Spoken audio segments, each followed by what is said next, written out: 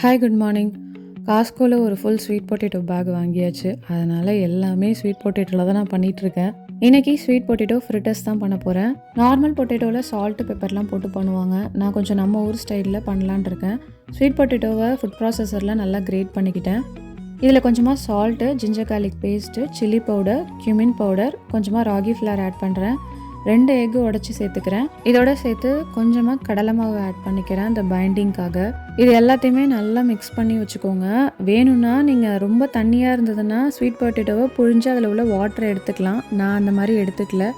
எனக்கு தண்ணியாலாம் இல்லை, நல்லா ட்ரையாக இருந்துச்சு. பேனில் கொஞ்சமாக ஆலிவ் ஆயில் சேர்த்துட்டு அந்த மிக்சரை அப்படியே நல்லா ஸ்ப்ரெட் பண்ணிக்கோங்க. தின்னாக, ரொம்ப திக்காகவும் இல்லாமல் ரொம்பவும் தின்னாக இல்லாமல் மீடியம் ஃப்ளேம்லேயே வச்சு 2 பக்கமும் திருப்பி போட்டுக்கோங்க. டேஸ்ட் ரொம்பவே நல்லா இருந்துச்சு.